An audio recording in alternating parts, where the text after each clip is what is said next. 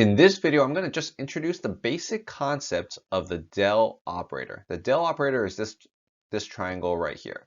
I'm going to talk about what it's defined as and how it's used with scalar and vectors with three very common operations. So let's take a look at what the orientation of this triangle means for us in an equation. So it looks similar to delta, this triangle here, but it's reversed. When we see delta, this triangle in this orientation, typically it represents a difference value, right? So if I write delta T, that typically means a difference in temperature, T1 minus T2. Or if I write delta P, this typically represents a pressure difference, P1 minus P2, right? Something simple like that, all right? It could be delta X for distance between 2 points, X1 and X2, right? Anything like that. When this triangle is inverted as the del operator, like this, it means something completely different. So just remember the difference between these two triangles. The orientation does matter. When we see it like this, it's an operator, right?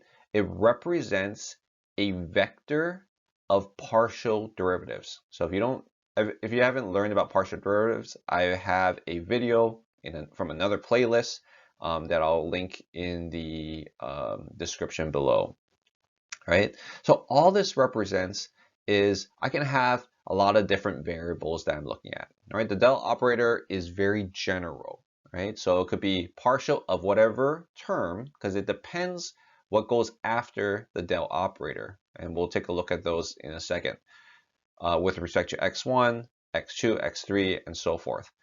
More commonly, you'll see this a lot in like Cartesian, cylindrical, spherical coordinates.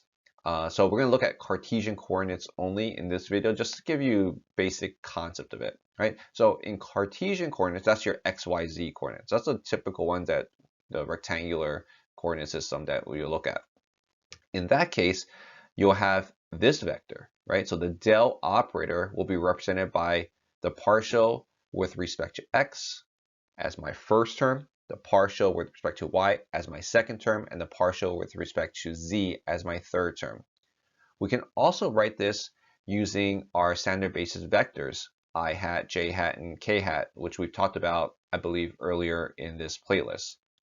Remember, these are unit vectors pointing in the direction of x for I hat, pointing in the direction of y for j hat, and pointing in the direction of z for k hat. So the first term, partial x from here, partial y from here, and partial z from here. Right. So we're going to look at this from this context as a starting point, because that's the most common form that you'll see initially, at least. All right. So what's the point of this? Usually we've seen derivatives and partial derivatives with a function in front. So without a function in front, what do we use this del operator for? So there's three very common forms that we can use it for. And it's not the only forms, right? There's a lot more complex systems, and I may make some videos covering those, but this is just giving you a general overview. So one form is the gradient. So if I write a del operator in front of a function, a scalar function, right? Meaning it's not a vector, it's just a scalar function, right? So this f function could be a function of x, y, and z, or just a function of x. It doesn't really matter.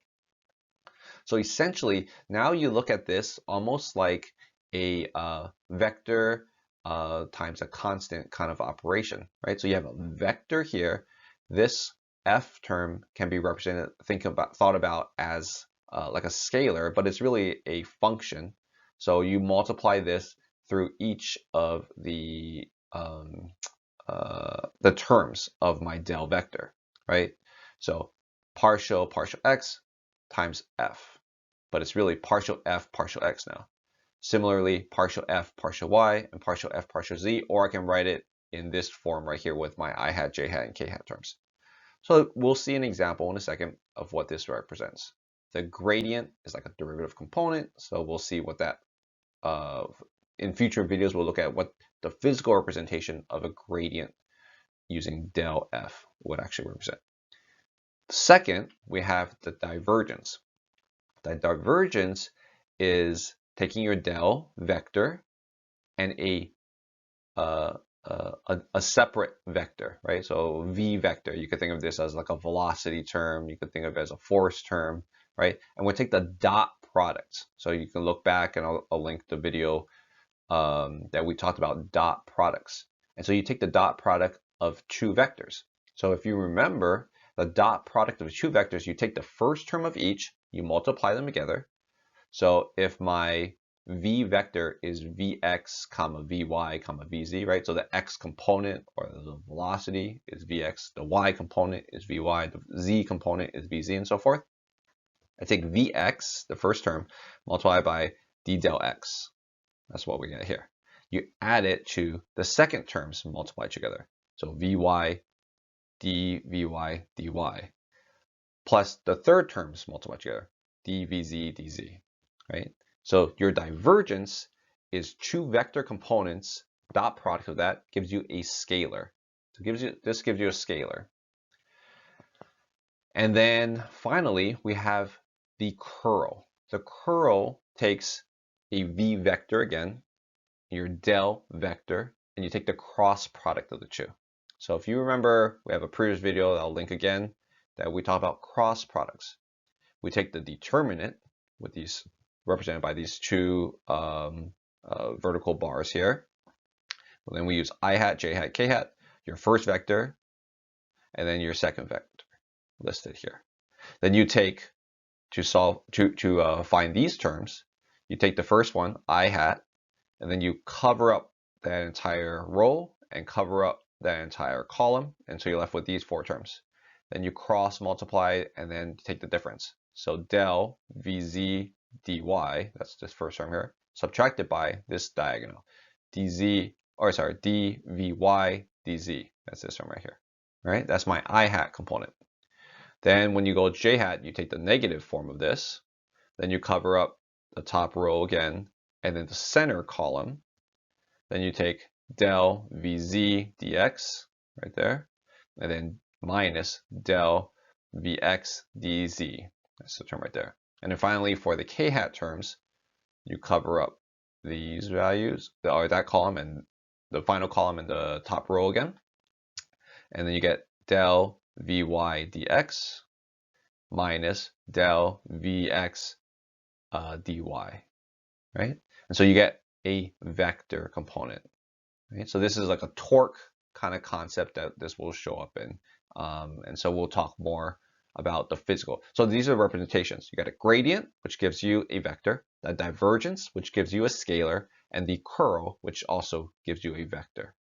So you see that there's a vector constant multiplication component, there's a dot product component, and there's a cross product component. All terms, all operations we've seen in the past. So let's take a look at an example of each, the gradient, divergence, and curl, to help us better understand what these actually represent.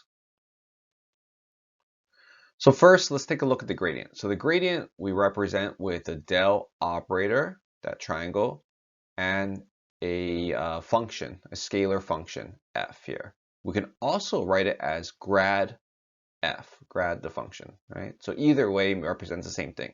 What does it represent? Remember, it's representing the partial of each direction, right? So partial f, partial x in the x direction vector term, partial f, partial y in the y direction vector term, partial f, partial z in the z direction vector term.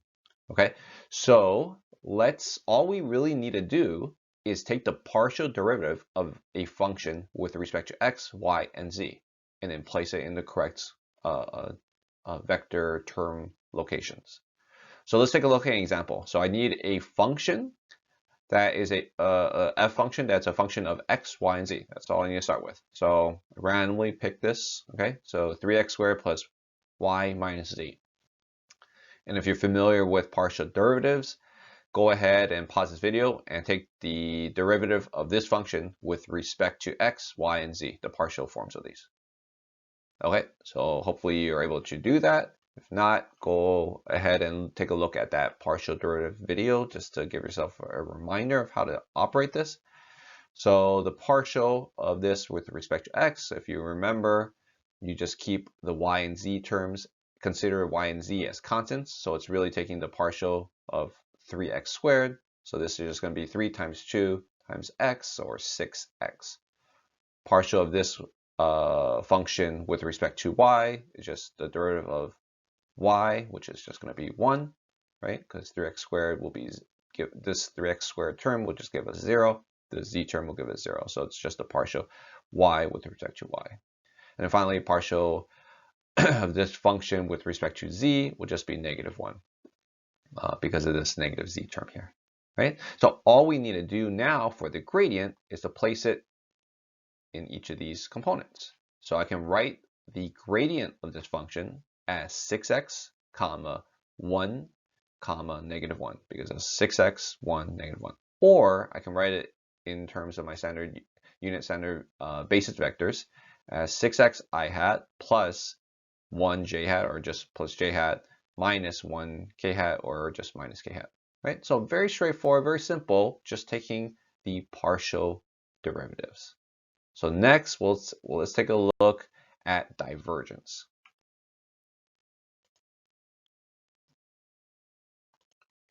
Okay, so now when we look at the divergence, we're taking a look not as a scalar like we did in the gradient, but with a vector. So vector v has an x component, a y component, and a z component. And so those are represented as vx, vy, and vz, right? So we can write the divergence as del dot v, or div or div v, right? Either way means the same thing. Okay, so if you remember from a dot product, like we said earlier, you take the x components, you multiply together. You add that to the y components, multiply together. Add that to the z components, multiply together, right? And that's what we see here. So let's take a look at an example, right? So this is going to give us a scalar, obviously, because we're just adding components here. So let's take a look at an example v vector that has an x, y, and z component. So again, these are just randomly chosen. They don't have physical meaning, right? So this is my vx component. 2x squared plus z natural log y is my vy component. And 4z cubed is my z component. As we can see here, I need the partial of my first term with respect to x. Separately, I need the partial of my second term with respect to y. And third, I need the partial of my third term with respect to z. So if you feel comfortable doing partial derivatives, give this video a pause right now, work it out just so you can get that practice on your own. If not, I'm going to just keep walking through this problem by solving for the partial derivatives of these three terms. Okay, so first, the partial derivative of vx, which is 3yx with respect to x. Remember from what we said earlier, when we take the partial derivative, we keep all the other terms constant. So we keep y and z constant. So 3y is my constant, x is my variable. So derivative of x with respect to x is just 1, so we would get 3y right here. The second term, 2x squared plus z natural log y, we'll take the partial of that with respect to y. So x and z are my constants. So the 2x squared component goes to 0 because it has no y term. And then z natural log y just becomes z times the derivative of natural log y with respect to y, which is just 1 over y. So z times 1 over y, so z over y. And then third, I get 4z cubed, take the partial of that with respect to z. Keep y and x constant, they don't show up in this term, so it actually doesn't matter. I get 12, so or 4 times 3z squared, or 12z squared. Okay, so now for the divergence, all you do is add these three partial derivatives together. So I get 3y plus zy plus 12z squared. Now, this is a scalar. You might look at this and go, this is a function. Well, it's a scalar in terms of if I know a location x, y, z, I plug it in here, I get a scalar rather than a vector value. So we'll talk in future videos, like I said earlier, about what when does a divergence actually show up? Like when do you actually utilize this? Right. So we'll take a look at a third example right now, where we look at how the curl is actually used. So here we have the curl of the vector v. Again, v is a vector. Del cross v is my curl, or I can write curl v. Right? We said earlier this is my cross product components, so I'm going to get a vector from this, an I hat component, j hat component, and k hat component. Again, we see partial derivatives. Right? So if you think about this in terms of the v vector that we saw in the previous example, as x component, y component, and z component, you need all other partial derivatives, right? So in the previous example, we looked for the divergence, v of x with respect to x, v of y with respect to y, v of z with respect to z, right? You don't see any of those show up here. What we see is v of z with respect to y, v of z with respect to x, v of y with respect to z, v of y with respect to x, v of x with respect to y, and v of x with respect to z. So there's no x to x, no y to y, and no z to z. So we need to take 6 separate partial derivatives in this case. So we're going to do this relatively quickly because you get the basic concept already. We'll use the exact same vector v, just keep things simple, but you know, it could be general, right? Again, this has no physical meaning here. We'll take a look in future videos of vectors with actual physical meaning, right? So first, we'll take the partial derivative of v of x with respect to y and z. So with respect to y here, again, remember it's the v of x term, right? So that's why it's 3yx.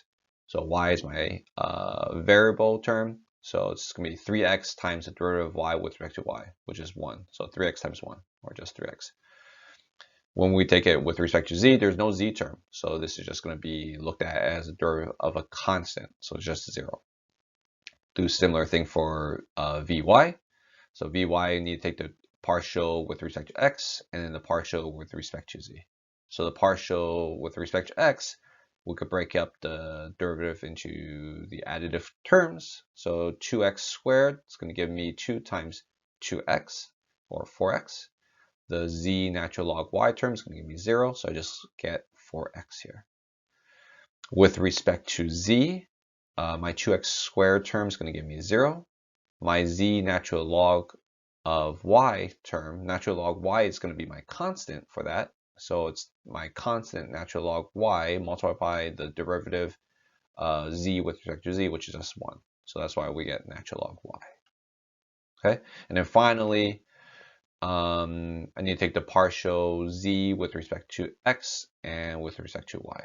So the z term is 4z cubed. There's no x or y term in this, so it's just these partial derivatives are just of a constant. So these are both going to give you 0. Okay, so at this point, now all you need to do is plug into this definition of my curl.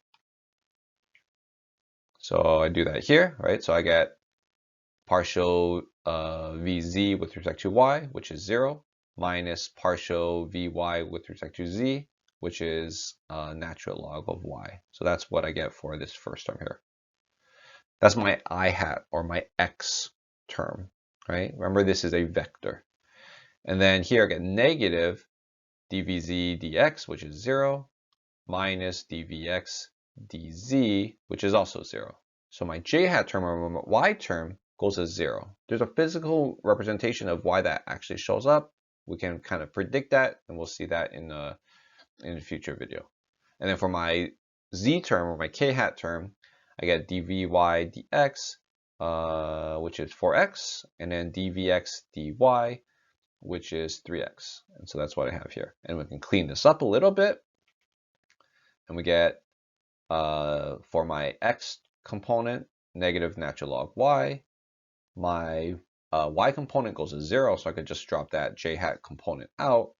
And then my k hat simplifies to x. So I can write the vector form of this curl as negative natural log y for my first term, 0 for my second term, and x for my third term. Okay, so at this point, I haven't given you any physical context to it. In future videos, we'll give it some physical context, but hopefully this gives you some understanding of what the del operator is. Remember, main thing is in this form, in this orientation of the triangle, this represents the vector form of partial over partial x, partial y, partial z, right, as a vector component. So if you remember it from that perspective, then you remember what a dot product, cross product are. A lot of the operations that the del operator will be used for in more complex equations won't be as intimidating, right? So the whole point of these this video series is to get you familiar with the basic concepts, teach you how to break down the problem. So when you're given a equation with curl in it, or you're told to find the curl of a specific vector, you have some idea of what someone's asking you to do. And that's all it is different combinations of taking partial derivatives.